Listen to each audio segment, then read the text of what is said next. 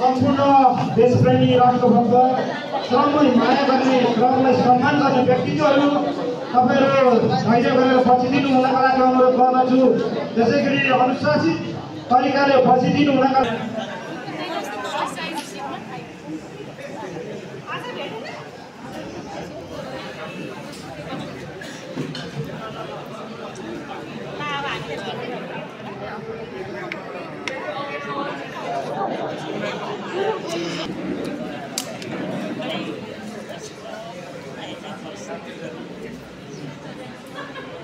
ग्रहण गरिदिनुको लागि म अनुरोध गर्न चाहन्छु।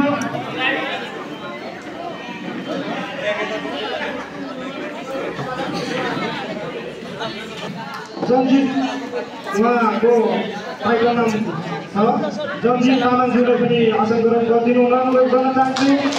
त्यसैगरी आशा तामाङज्यूले पनि आसन ग्रहण गरिदिनु हुनको लागि अनुरोध गर्न चाहन्छु। त्यसैगरी लक्ष्मी राईज्यूले पनि आसन ग्रहण गरिदिनु हुनको लागि म अनुरोध गर्न चाहन्छु। त्यसैगरी प्रवीण तामाङज्यूले पनि आसन ग्रहण गरिदिनु हुनको लागि म अनुरोध गर्न चाहन्छु। त्यसैगरी मेघराज दोलालज्यूले पनि आसन ग्रहण गरिदिनु हुनको लागि अनुरोध गर्न चाहन्छु। धन्यवाद दिनुपर्छ किरात याक्तुङ चुम्लुङ समितिलाई जसले यो हल उपलब्ध गराएर हामीलाई कार्यक्रम सफल बनाउनमा हामीलाई एउटा महत्त्वपूर्ण भूमिका दिनु भएको छ। एकचोटि किरात याक्तुङ चुम्लुङको लागि जोडदार ताली।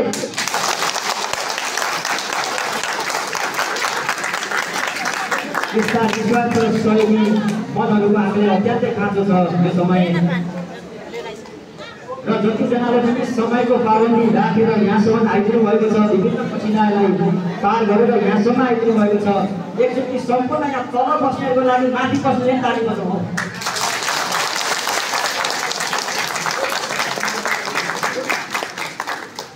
र स्वागत मन्तव्य मात्र हो, मैले धेरै नै देखिरहेको छु यहाँ विशिष्ट व्यक्तित्वहरू सबैलाई हाम्रो सम्मान छ। श्रम संस्कृति पार्टीको तर्फबाट अथवा श्रम संस्कृति टिमको तर्फबाट यहाँहरू सम्पूर्णलाई म स्वागत गर्न चाहन्छु।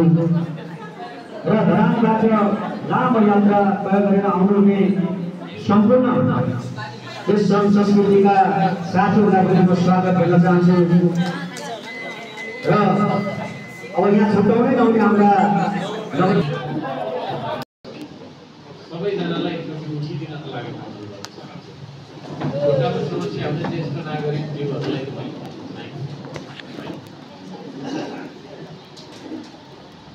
सबैजनाले होइन उच्चारण गर्नु मलाई पछ्याउनु। देश सोच्न सकूँ, देश सोच्न सकूँ, देश सोच्न सकूँ, म देश बोल्न सकूँ, देश सोच्न सकूँ, देश बोल्न सकूँ, देशकै कर्म गर्न सकूँ, देशले कर्म गर्न सकूँ, देशकै कर्म गर्न सकूँ, म देशकै लागि मर्न सकूँ, देशकै कर्म सकूँ, देशकै लागि मर्न सकूँ।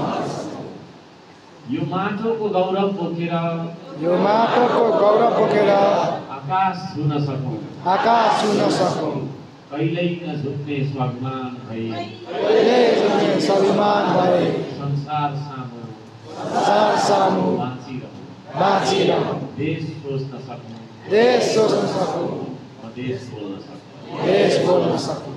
धन्यवाद।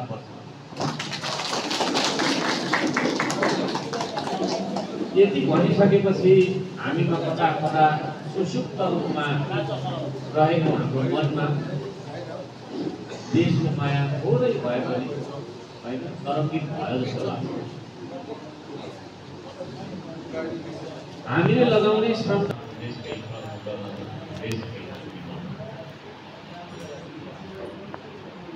हाम्रो सोचाइमा देश आउनुपर्छ,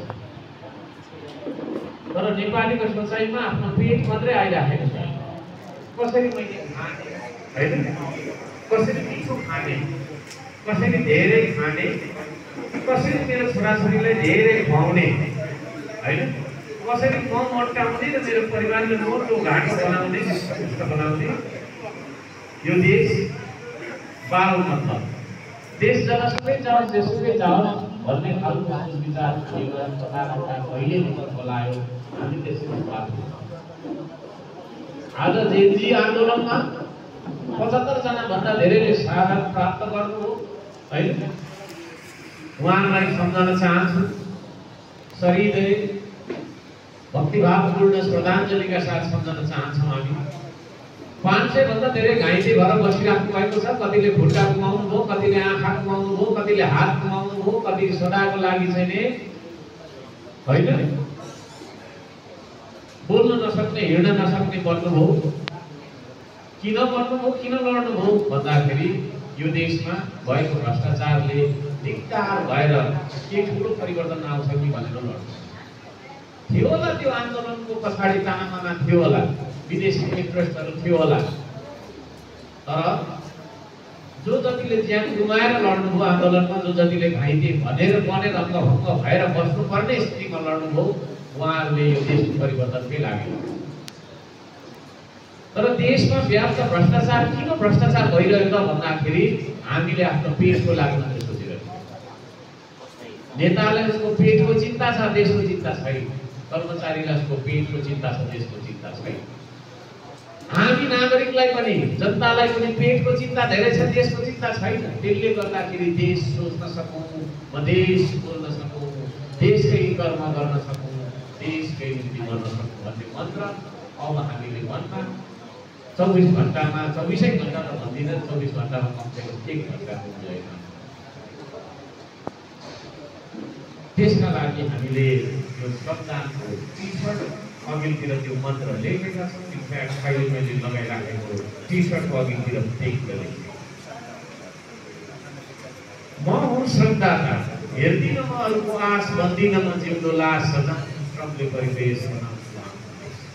यो हाम्रो टी-सर्टको पछिल्तिर लेखिएको यहीबाट म सुरु गर्छु, किनभने यो हाम्रो कुनै आम सभा नभएर श्रमदाताहरूको एउटा प्रशिक्षण कार्यक्रम जस्तो भएको छ। यहाँ उपस्थित हुनुहुने सम्पूर्ण मध्ये धेरै जसो होइन 99% मान्छे श्रमदाता हुनुहुन्छ भन्ने जानकारी बाँकी पारेको गर्दाखेरि आम सभामा बोल्ने ल्याङ्ग्वेज भन्दा मैले हाम्रो श्रमदान अभियानमा श्रमदातालाई सम्झाउने र बुझाउने ल्याङ्ग्वेजमा त्यो भाषामा मैले केही कुरा राख्न चाहेँ।